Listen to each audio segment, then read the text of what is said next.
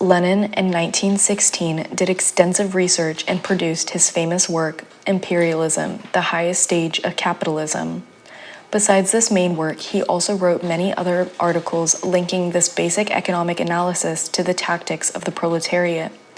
In the first place, Lenin tried to clear the confusion created by Kautsky and other opportunists what imperialism is. In order to answer this, he pointed out that imperialism is a specific historical stage of capitalism. Imperialism's specific character is threefold. 1. Monopoly capitalism. 2. Parasitic or decaying capitalism. 3. Moribund capitalism, or capitalism on its deathbed. The replacement of free competition by monopoly is the fundamental economic feature, the essence of imperialism. Monopoly capitalism manifests itself in 5 principal forms. 1. Cartels, syndicates, and trusts. The concentration of production has reached a degree which gives rise to these monopolistic associates of capitalists who join together to crush other competitors. They fix prices, allot production among themselves, and make other arrangements and agreements to prevent others from entering and succeeding in the market. They play a decisive role in economic life. 2. The monopolistic position of the big banks and the creation of finance capital through the merger of monopoly industrial capital and bank capital.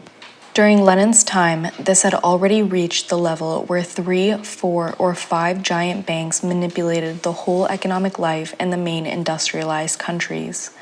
3.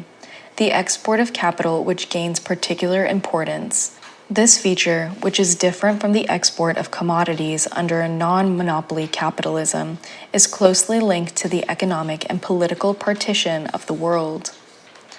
4. The economic partition of the world by international cartels. At Lenin's time, there were already over 100 such international cartels, which commanded the entire world market and divided it among themselves in a friendly manner. Of course, this friendliness was only to be temporary and would last until war took place for a redivision of markets. 5. The territorial, political partition of the world, colonies among the biggest capitalist powers. This process of colonization of all of the backwards countries of the world was basically completed at the time of the dawn of imperialism. Any further colonies could only be taken through redivision of the world through war. On the basis of the above features, Lenin defines imperialism in the following way.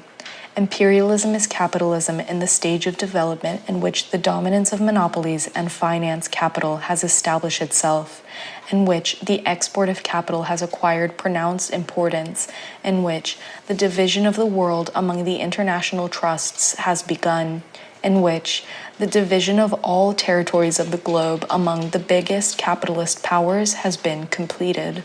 The fact that imperialism is parasitic or decaying capitalism is manifested, first of all, in the tendency to decay, which is characteristic of every monopoly under the system of private ownership of the means of production. As compared to the rapid expansion under free competition, there is a tendency for production as well as a whole to decline under a monopoly. Technological progress is discouraged and new inventions and patents are deliberately suppressed. Secondly, the decay of capitalism is manifested in the creation of a huge stratum of rentiers, capitalists who live without working but merely on the basis of the interest or the dividend they earn on their investments. Thirdly, export of capital is parasitism raised to a high pitch, as it means the open exploitation of the cheap labor of the backwards countries. Fourthly, finance capital strives for domination, not freedom. Political reaction all along the line is a characteristic feature of imperialism. Corruption, bribery on a huge scale, and all kinds of fraud become common.